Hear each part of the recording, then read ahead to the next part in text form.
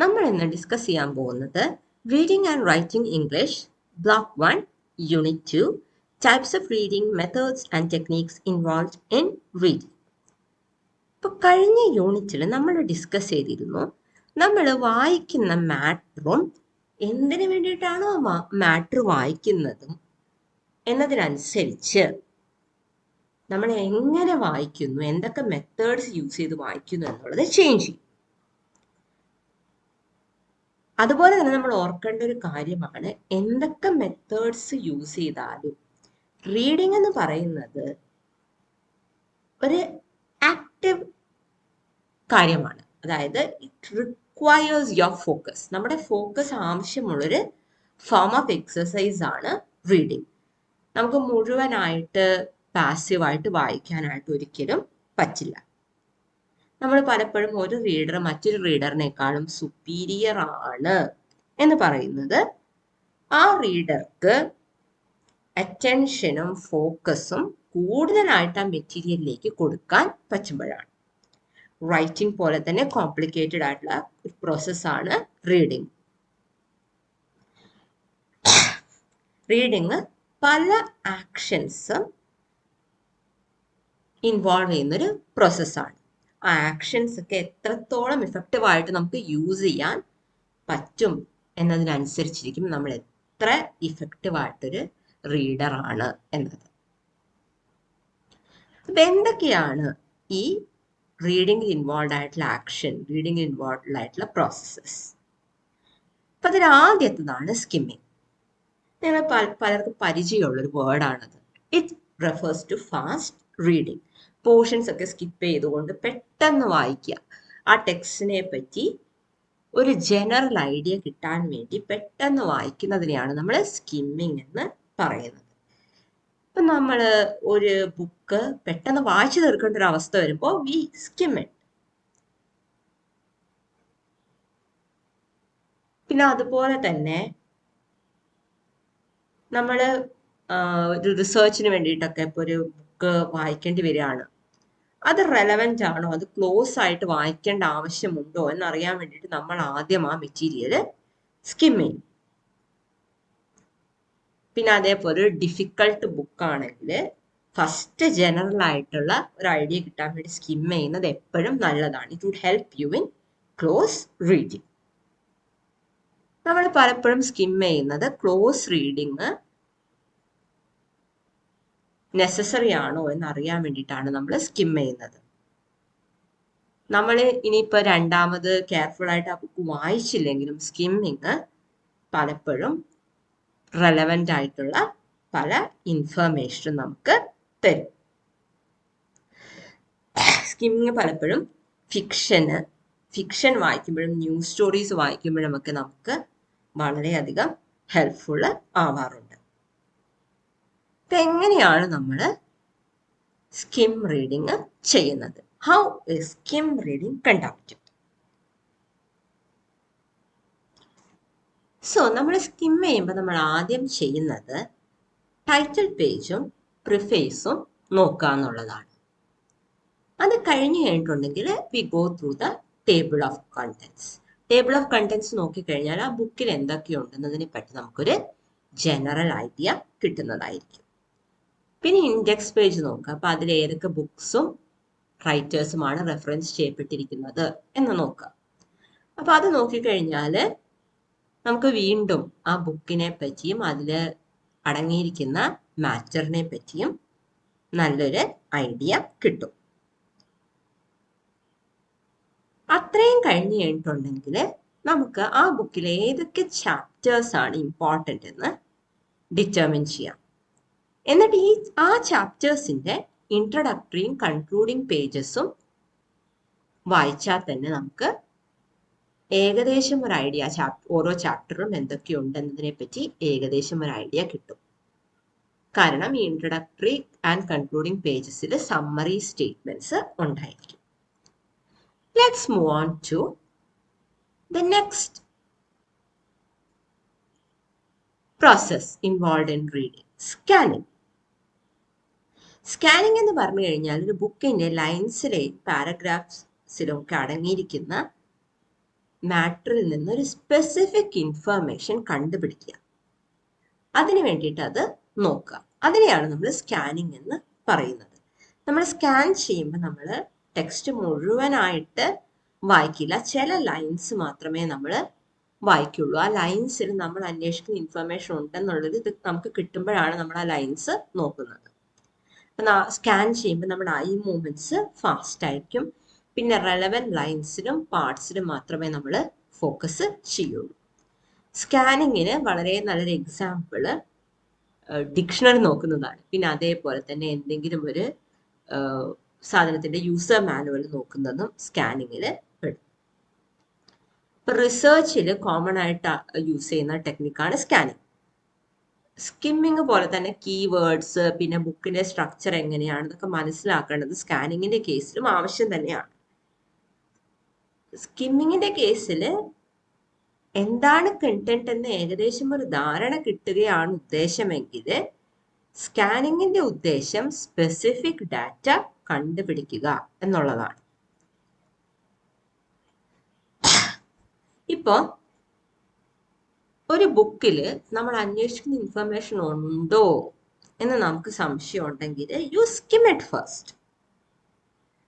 അപ്പൊ നമുക്ക് ഒരു ധാരണ കിട്ടും, ആ ഇൻഫർമേഷൻ ആ ബുക്കിൽ എക്സ്പെക്ട് ചെയ്യാമോ എന്നതിനെ പറ്റി നമുക്കൊരു ധാരണ കിട്ടും. ഹെഡിങ്സ് വായിക്കുക, ടേബിൾ ഓഫ് കണ്ടന്റ്സ് വായിക്കുക, അതേപോലെ ലിസ്റ്റുകളും ടേബിളും ഒക്കെ നോക്കുക. സ്കിം ചെയ്തിട്ട് അതിലുള്ള ഇൻഫർമേഷൻ നമുക്ക് ബെനിഫിഷ്യൽ ആണെന്ന് തോന്നുന്നെങ്കിൽ നമുക്കത് സ്കാൻ ചെയ്യാം. ഇനി എങ്ങനെയാണ് നമ്മൾ സ്കാൻ ചെയ്യുന്നത്? അപ്പൊ സ്കാൻ ചെയ്യണമെങ്കിൽ, ഒരു ബുക്ക് സ്കാൻ ചെയ്യണമെങ്കിൽ you have to understand what you want to find first. അപ്പൊ ചില കീവേഡ്സും ഫ്രേസസും എല്ലാം നമ്മൾ മനസ്സിൽ വെക്കുക. നമ്മളൊരു സെർച്ച് എഞ്ചിനിൽ സെർച്ച് ടേംസ് യൂസ് ചെയ്യുന്നത് പോലെ ഈ കീവേഡ്സും ഫ്രേസസും യൂസ് ചെയ്തിട്ടാണ് നമ്മൾ ആ ബുക്കിൽ നിന്ന് നമ്മൾ റെലവെന്റ് ആയിട്ടുള്ള ഇൻഫർമേഷൻ കണ്ടുപിടിക്കേണ്ടത്. പിന്നെ ഒരുപാട് കീവേഡ്സും ഫ്രേസസും ഒക്കെ ഉണ്ടാവുമ്പോൾ നമ്മൾ സ്കാൻ ചെയ്യേണ്ടത് using one keyword at a time. ഒരു കീവേഡ് ഒരു സമയം യൂസ് ചെയ്തിട്ടാണ് നമ്മൾ സ്കാൻ ചെയ്യേണ്ടത്. പല കീവേഡ്സ് യൂസ് ചെയ്യുകയാണെങ്കിൽ you have to scan the text multiple times. നമ്മുടെ കണ്ണുകളെ അതേപോലെ തന്നെ പേപ്പറിലൂടെ പെട്ടെന്ന് സഞ്ചരിക്കാനായിട്ട് അനുവദിക്കുക. until you find the word or phrase that you are looking for. നമ്മുടെ അറ്റൻഷൻ ക്യാപ്ചർ ചെയ്യുന്ന ഒരു കീവേഡ് കണ്ടു കഴിഞ്ഞിട്ടുണ്ടെങ്കിൽ ഉടനെ look at the text surrounding that keyword. ആ കീവേഡിന് ചുറ്റുമുള്ള ടെക്സ്റ്റ് നമ്മൾ നോക്കുക. നെക്സ്റ്റ് ക്ലോസ് റീഡിങ് അല്ലെങ്കിൽ തറോ റീഡിങ്. അപ്പൊ അതിന്റെ പേര് പറയുന്നത് പോലെ തന്നെ നമ്മൾ തന്നിരിക്കുന്ന ടെക്സ്റ്റ് മുഴുവനും ഒരു പാർട്ട് പോലും സ്കിപ്പ് ചെയ്യാതെ എല്ലാ എലമെന്റ്സിലേക്കും, ഓരോ വേർഡിലേക്കും, സെന്റൻസിലേക്കും, പങ്ക്ച്വേഷൻ മാർക്കിലേക്കും നമ്മുടെ അറ്റൻഷൻ കൊടുത്തുകൊണ്ട് വായിക്കുന്നതാണ് close reading. And we read closely to understand a text as deeply as possible. എത്രത്തോളം ഭംഗിയായിട്ടൊരു ടെക്സ്റ്റ് മനസ്സിലാക്കാമോ അത്രത്തോളം ഡീപ്പ് ലെവലിൽ അത് മനസ്സിലാക്കാൻ വേണ്ടിയിട്ടാണ് നമ്മൾ ക്ലോസ് റീഡിങ് കണ്ടക്ട് ചെയ്യുന്നത്. ഇന്റൻസ് ആയിട്ടുള്ള കോൺസെൻട്രേഷൻ ആവശ്യമുള്ളൊരു പ്രോസസ്സാണ് ക്ലോസ് റീഡിങ്. നമ്മൾ യൂഷ്വലി ഇത് അപ്ലൈ ചെയ്യുക ടു ഷോർട്ട് പാരഗ്രാഫ്സ്. വളരെ ഇമ്പോർട്ടൻ്റ് ആയിട്ടൊരു പ്രോസസ്സാണ് ക്ലോസ് റീഡിങ്. കാരണം it is essential to understand a text in a complete manner. അതായത് എങ്ങനെയാണ് ഒരു author various literary device use ചെയ്തിരിക്കുന്നത്, why has the author used various phrases, ഇതെല്ലാം മനസ്സിലാക്കാനായിട്ട് ക്ലോസ് റീഡിങ് നമ്മളെ ഹെൽപ്പ് ചെയ്യും. പിന്നെ അതേപോലെ തന്നെ ക്രിട്ടിക്കൽ അനാലിസിസിന്റെ കേസിലും ക്ലോസ് റീഡിങ് വളരെയധികം യൂസ്ഫുൾ ആണ്. നമ്മൾ യൂഷ്വലി പഠിക്കാൻ വേണ്ടി അസൈൻ ചെയ്യുന്ന ടെക്സ്റ്റുകൾ, ഇമ്പോർട്ടൻ്റ് ടോപ്പിക്കിലുള്ള ആർട്ടിക്കിൾ എല്ലാം നമ്മൾ ക്ലോസ് ആയിട്ട് വായിക്കാറുണ്ട്. ഇപ്പം എന്തൊക്കെയാണ് ക്ലോസ് റീഡിങ്ങിന് നമ്മൾ ഫോളോ ചെയ്യുന്ന സ്റ്റെപ്സ് എന്നതാണ് നമ്മൾ നെക്സ്റ്റ് ഡിസ്കസ് ചെയ്യാൻ പോകുന്നത്. ക്ലോസ് റീഡിങ്ങിന് ഇൻവോൾവ് ആയിട്ടുള്ള ഫസ്റ്റ് സ്റ്റെപ്പ് ടെക്സ്റ്റ് തറവായിട്ട് വായിക്കുക എന്നുള്ളതാണ്. അതായത് റീഡേഴ്സ് ഒരു എഫേർട്ട് എടുക്കണം ടെക്സ്റ്റിൽ പറയുന്ന ക്രൂഷ്യൽ കൺസെപ്റ്റ്സും കോമ്പണൻസും മനസ്സിലാക്കാനായിട്ട് ആദ്യത്തെ തവണ ടെക്സ്റ്റ് വായിക്കുമ്പോൾ. ഫോർ എക്സാമ്പിൾ, ഒരു നോവൽ വായിക്കുകയാണെന്ന് വിചാരിക്കുക. അപ്പോൾ ആ നോവൽ വായിക്കുമ്പോൾ, അപ്പോൾ അതിലൊരു പാസേജ് വായിക്കുമ്പോൾ റീഡർ ഇങ്ങനെ ചില ക്വസ്റ്റ്യൻസ് സ്വയം പ്രസന്റ് ചെയ്യും. അതായത് എന്താണ് ആ പാസേജിന്റെ സെൻട്രൽ തീം അല്ലെങ്കിൽ മെസ്സേജ്, ആ പാസേജിൽ ക്യാരക്ടേഴ്സ് ആരൊക്കെയാണ് വരുന്നത്, ആ വരുന്ന ക്യാരക്ടേഴ്സിനെ കണ്ടാൽ എങ്ങനെ ഇരിക്കും, ആ ക്യാരക്ടേഴ്സ് ആരാണ്, സ്റ്റോറിയിൽ അവരുടെ റോള് എന്താണ്, പിന്നെ അതേപോലെ തന്നെ ആ പാസേജിൽ സംഭവിക്കുന്ന കാര്യങ്ങൾ എന്താണ്, ക്യാരക്ടേഴ്സ് പരസ്പരം സംസാരിക്കുന്നുണ്ടോ, അവർ മൂവ് ചെയ്യുന്നുണ്ടോ, ഓതർ ബോഡി ലാംഗ്വേജ്, ക്യാരക്ടേഴ്സിന്റെ ബോഡി ലാംഗ്വേജ് എക്സ്പ്രസ് ചെയ്തിരിക്കുന്ന രീതി എന്താണ്, പിന്നെ ഈ പാസേജ് എങ്ങനെയാണ് ഓവറോൾ സ്റ്റോറിയിൽ ഫിറ്റ് ചെയ്യുന്നത്, അല്ലെങ്കിൽ ഓവറോൾ നറേറ്റീവിൽ ഫിറ്റ് ചെയ്യുന്നത്. ഇനി രണ്ടാമത്തെ സ്റ്റെപ്പ് എന്ന് പറയുന്നത് അണ്ടർസ്റ്റാൻഡ് പാറ്റേൺസ് ആൻഡ് മെത്തേഡ്സ്. അപ്പൊ അങ്ങനെ ടെക്സ്റ്റ് വായിക്കുമ്പോൾ, ആദ്യത്തെ തവണ ടെക്സ്റ്റ് വായിക്കുമ്പോൾ അവര് ആ ടെക്സ്റ്റിൽ കാണാൻ സാധിക്കുന്ന പാറ്റേൺസിനെ പറ്റിയൊക്കെ ചിന്തിക്കണം. അതായത് എങ്ങനെയാണ് ആ ടെക്സ്റ്റ് ഓർഗനൈസ് ചെയ്തിരിക്കുന്നത്, അതുപോലെ ആ ടെക്സ്റ്റിൽ വരുന്ന തീംസ് എന്തൊക്കെയാണ്, കീവേഡ്സ് ഫ്രേസസ് എന്തൊക്കെയാണ്, ഓതർ ആ പർട്ടിക്കുലർ വേർഡ്സും ഫ്രേസസും യൂസ് ചെയ്തിരിക്കുന്നത് എന്തുകൊണ്ടാണ്, പിന്നെ ഈ ബുക്കിലുള്ള എന്തെങ്കിലും ഇൻഫർമേഷൻ കോൺട്രഡിക്ടറി ആണോ, ആ കോൺട്രാസ്റ്റ് എന്ത് ഇഫക്റ്റ് ആണ് കഥയിൽ കൊണ്ടുവരുന്നത്, പിന്നെ മെറ്റഫർ, ഹൈപ്പർബോളെ പോലെയുള്ള ലിറ്റററി ഡിവൈസസ് എല്ലാം ഓതർ യൂസ് ചെയ്തിട്ടുണ്ടോ, തുടങ്ങിയ കാര്യങ്ങളെല്ലാം റീഡർ ആലോചിക്കണം. സ്റ്റെപ്പ് 3 എന്ന് പറയുന്നത് ആ പാസേജ് റീറീഡ് ചെയ്യുക, വീണ്ടും വായിക്കുക എന്നുള്ളതാണ്. അപ്പൊ ആദ്യത്തെ വായനയിൽ സബ്ജക്ട് മാറ്ററിനെ പറ്റി റീഡറിന് നല്ലൊരു ധാരണ കിട്ടും. പിന്നെ റീഡർ ചെയ്യേണ്ടത് നന്നായിട്ട് ഒന്നും കൂടെ വായിക്കുക എന്നുള്ളതാണ്. ആ ടെക്സ്റ്റിൽ കാണുന്ന പാറ്റേൺസും ഫോക്കസ് ചെയ്തുകൊണ്ട് നന്നായിട്ട് ഒരു തവണ കൂടെ വായിക്കുക. പിന്നെ അങ്ങനെ വായിക്കുമ്പോൾ ചില വാക്കുകളുടെ റിപ്പീറ്റേഷനിലും, പിന്നെ ആ റിപ്പീറ്റേഷൻ എങ്ങനെയാണ് ആ ടെക്സ്റ്റിന്റെ മീനിങ്ങിനെ എഫക്ട് ചെയ്യുന്നത് എന്നതിലും ശ്രദ്ധ റീഡറിന് കൊടുക്കാവുന്നതാണ്. ഇനി നെക്സ്റ്റ് നമ്മൾ ഡിസ്കസ് ചെയ്യാൻ പോകുന്നത് അമ്യൂസീവ് റീഡിംഗ് എന്ന ടൈപ്പ് ഓഫ് റീഡിംഗ് ആണ്. അപ്പൊ ആ പേര് തന്നെയുണ്ട് എന്താണ് അമ്യൂസീവ് റീഡിംഗ് എന്ന്. It is reading for fun. അപ്പൊ അങ്ങനെ നമ്മൾ ഫണ്ണിന് വേണ്ടി അല്ലെങ്കിൽ അമ്യൂസ്മെന്റിന് വേണ്ടി വായിക്കുമ്പോൾ റീഡറുടെ പ്രിഫറൻസ് ആണ് എന്ത് വായിക്കണമെന്ന് ഉള്ളത്, അല്ലെങ്കിൽ എങ്ങനെ അത് വായിക്കണം എന്നുള്ളത്. ഇപ്പൊ അൺഫെമിലിയർ വേർഡ്സ് ഒക്കെ കാണുമ്പോൾ ഡിക്ഷണറി ഒന്നും നോക്കാനൊന്നും റീഡർ പോസ് ചെയ്യണമെന്നില്ല. The reader my just continue reading. പിന്നെ അതേപോലെ കോംപ്ലക്സ് ആയിട്ടുള്ള സെന്റൻസസ് ഒക്കെ കാണുമ്പോൾ പലപ്പോഴും റീഡർ അത് സ്കിപ്പ് ചെയ്ത് പോയെന്ന് ഇരിക്കാം. ഇങ്ങനെയുള്ള റീഡിങ്ങിനെ നമ്മൾ ടൈം പാസ് റീഡിംഗ് എന്നും വിളിക്കാറുണ്ട്. ഇതിനൊരു എക്സാമ്പിൾ എന്താണെന്ന് വെച്ചിട്ടുണ്ടെങ്കിൽ, നമ്മൾ ട്രാവൽ ചെയ്യുമ്പോൾ ഒരു മാഗസിൻ വായിക്കുന്നത്, അല്ലെങ്കിൽ ഒരു ബുക്ക് നോവൽ വായിക്കുന്നത്, പിന്നെ ബസ് സ്റ്റോപ്പിൽ വെയിറ്റ് ചെയ്യുമ്പോൾ ഒരു മാഗസിൻ വായിക്കുന്നത്, അല്ലെങ്കിൽ ഡോക്ടേഴ്സ് ഓഫീസിൽ വെയിറ്റ് ചെയ്യുമ്പോൾ ഒരു മാഗസിൻ വായിക്കുന്നത്, ഇതെല്ലാം അമ്യൂസീവ് റീഡിങ്ങിന് എക്സാമ്പിൾസ് ആണ്. ഇനി next reading between the lines. ഇത് വളരെ കീൻ ആയിട്ടുള്ള അറ്റൻഷൻ റിക്വയർ ചെയ്യുന്ന ഒരു ടൈപ്പ് ഓഫ് റീഡിംഗ് ആണ്. കാരണം this is reading that is like puzzle solving. അതായത് ഒരു ടെക്സ്റ്റിൽ ഹിഡൻ മീനിങ്സ് ഉള്ളത് കണ്ടുപിടിക്കാൻ വേണ്ടി വായിക്കുക. അതിനെയാണ് നമ്മൾ റീഡിംഗ് ബിറ്റ്വീൻ ദ ലൈൻസ് എന്ന് പറയുന്നത്.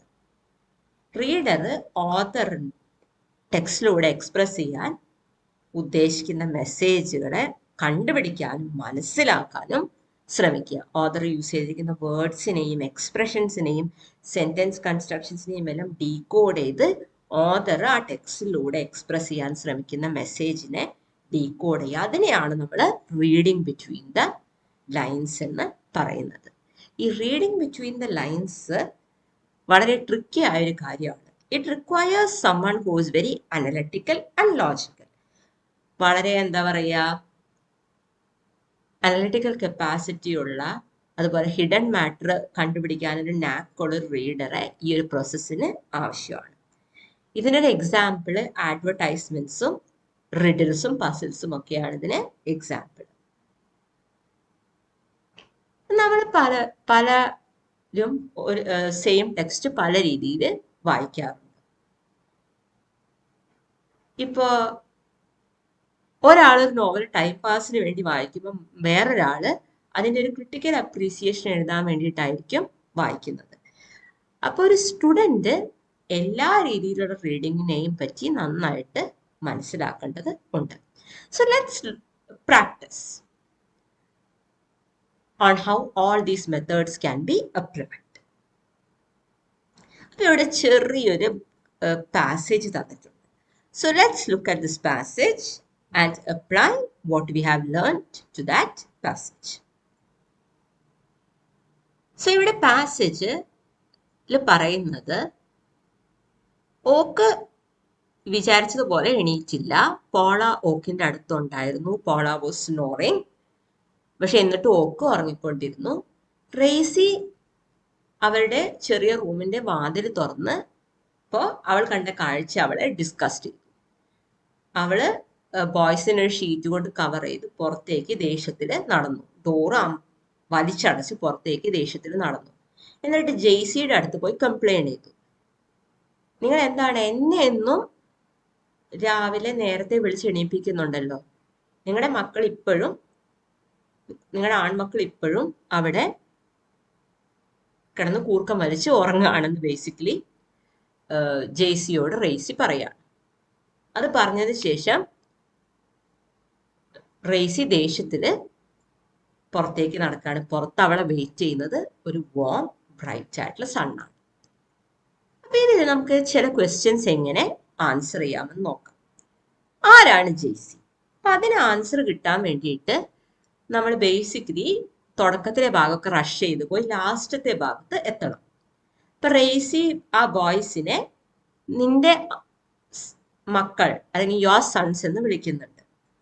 അപ്പൊ നമുക്ക് മനസ്സിലാവും എന്ത്, ജെയ്സി ഓക്കിന്റെയും പോളയുടെയും അമ്മയാണ്. ഇപ്പൊ റേസി കമ്പോസ്ഡ് ആയിരുന്നു എന്നുള്ളതാണ് അടുത്ത ക്വസ്റ്റ്യൻ. Was റേസി composed? അപ്പൊ എന്താണ് റേസിയുടെ മെന്റൽ സ്റ്റേറ്റ്?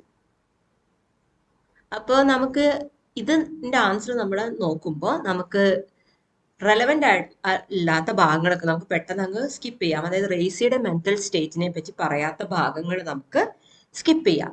അവിടെ ലാസ്റ്റത്തെ സെന്റൻസുകളാണ് റേസിയുടെ ഫീലിങ്സിനെ പ്രോപ്പറായിട്ട് എക്സ്പ്രസ് ചെയ്യുന്നത്.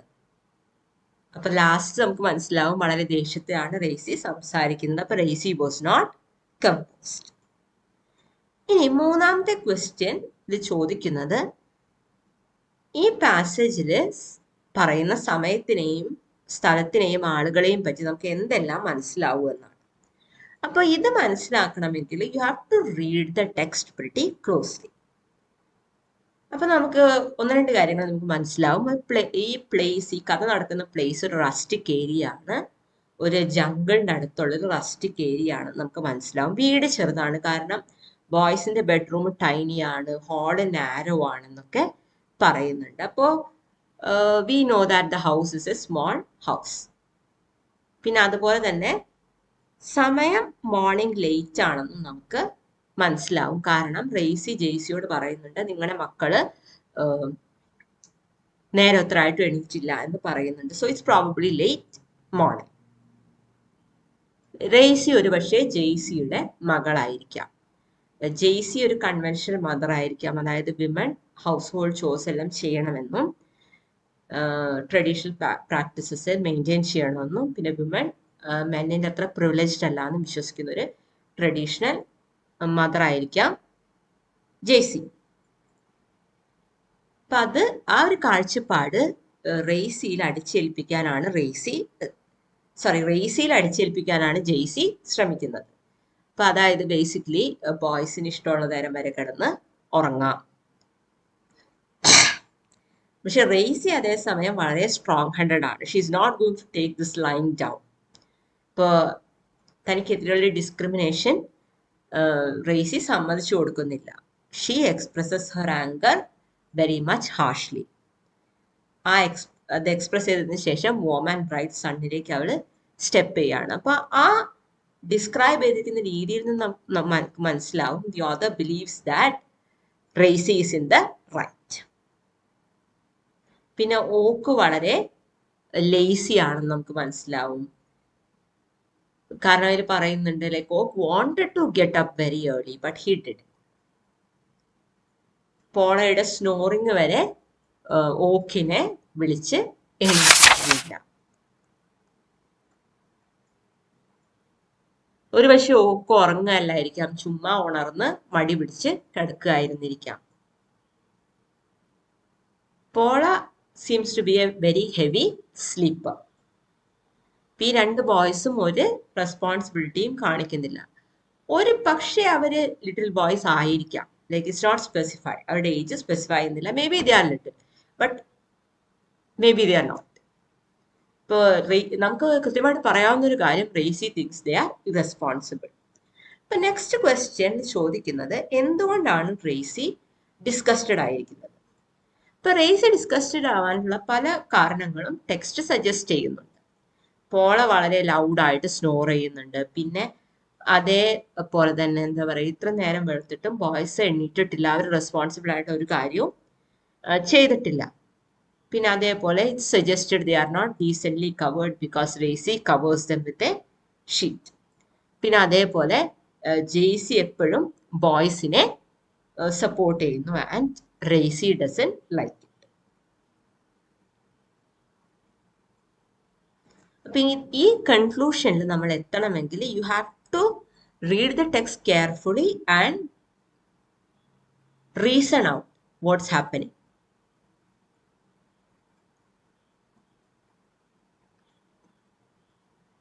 ഇപ്പൊ നെക്സ്റ്റ് ചോദിച്ചിരിക്കുന്നത് റേസി ഫോർ എവർ ഡിസ്കസ്റ്റഡ് ആയിരിക്കുമോ എന്നാണ്.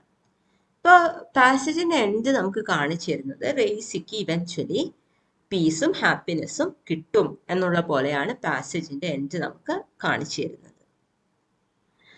ആ ടൈനി ആയിട്ടുള്ള ഹൗസിൽ നിന്ന് പുറത്തേക്ക് ഉള്ള വോം ആയിട്ടുള്ള സണ്ണിലേക്ക്, വളരെ വിശാലമായ ലോകത്തിലേക്ക് റേസി സ്റ്റെപ്പ് അപ്പ് ചെയ്യുന്നു എന്ന രീതിയിലാണ് ഇതിന്റെ കൺക്ലൂഷൻ ഓതർ ഡിസ്ക്രൈബ് ചെയ്തിരിക്കുന്നത്. The author shows this promise in racists future. ഇതും നമ്മൾ ബിറ്റ്വീൻ ദ ലൈൻസ് വായിച്ചാൽ മാത്രമേ നമുക്ക് ഈ ആൻസറിലേക്ക് എത്തിച്ചേരാനായിട്ട് സാധിക്കൂ. പിന്നെ നെക്സ്റ്റ് ക്വസ്റ്റ്യൻ ചോദിച്ചിരിക്കുന്നത് ഓപ്റ്റിമിസം കാണിച്ചിരിക്കുന്നത് എങ്ങനെയാണ്, ഈ പാസേജിൽ ഓപ്റ്റിമിസം കാണിച്ചിരിക്കുന്നത് എങ്ങനെയാണെന്നാണ്. അപ്പൊ ഓതർ ഇവിടെ കോൺട്രാസ്റ്റ് ആണ് യൂസ് ചെയ്തിരിക്കുന്നത്. He has used contrasting images to show his or her optimism. അതായത് ആദ്യത്തെ ഇമേജ് എന്ന് പറയുന്നത് രണ്ട് ഇറസ്പോൺസിബിൾ ആയിട്ടുള്ള ബോയ്സ് ലേറ്റ് മോർണിംഗ് ആയിട്ടും എണീറ്റിട്ടില്ല. പിന്നെ എല്ലാവരും ഇറിറ്റേറ്റ് ചെയ്യുന്നത് പോലെ സ്നോർ ചെയ്യുന്നു. പിന്നെ ചെറിയൊരു വീടാണ്, റസ്റ്റിക് ഫോറസ്റ്റ് ലാൻഡിലുള്ള ചെറിയൊരു വീടാണ്. പിന്നെ അവരുടെ ബെഡ്റൂം സ്മോൾ ആണ്, അവരുടെ ഹാൾ നാരോ ആണ്. പിന്നെ അതേപോലെ എന്താ പറയുക, ജെയ്സി ഒരു സഫക്കേറ്റിംഗ് ഫിഗർ ആണ്, അതായത് ബോയ്സിന് നോട് ഫേവറിറ്റിസം കാണിക്കുന്നു, ഒരു സഫക്കേറ്റിംഗ് ഫിഗർ ആണ്. ഇതെല്ലാം ഒരു ബ്ലീക്ക്നെസ് ആണ് ഈ പാസേജിലേക്ക് കൊണ്ടുവരുന്നത്. പക്ഷേ ഈ പാസേജ് കൺക്ലൂഡ് ചെയ്യുമ്പോൾ റേസി വാം സൺലൈറ്റിലേക്ക് സ്റ്റെപ്പ് അപ്പ് ചെയ്യുന്നു. അപ്പൊ അവിടെ ഒരു ഓപ്റ്റിമിസം ഉണ്ട്, something good, A hint of something good. ഇനി നെക്സ്റ്റ് ക്വസ്റ്റ്യൻ എന്ന് പറയുന്നത് എന്താണ് ഈ പാസേജിലൂടെ ഓതർ കാണിക്കാൻ ഉദ്ദേശിച്ചിരിക്കുന്നത്? അപ്പൊ ഓതറിന്റെ ഇന്റൻഷൻ മനസ്സിലാക്കണമെങ്കിൽ ഒരു തെറോ റീഡിങ് ആവശ്യമാണ്. പാസേജിൽ എക്സ്പ്രസ് ചെയ്യുന്ന ഐഡിയാസ് എല്ലാം അനലൈസ് ചെയ്ത് മനസ്സിലാക്കി ക്ലോസ് ആയിട്ട് റീഡ് ചെയ്താൽ മാത്രമേ ഓതറിന്റെ ഇന്റൻഷൻ നമുക്ക് മനസ്സിലാവുള്ളൂ. അതിൽ വേർഡ് ചോയ്സസ് ഉണ്ടാവാം, എക്സ്പ്രഷൻസും പങ്ക്ച്വേഷൻസും എല്ലാം ഉണ്ടാവാം.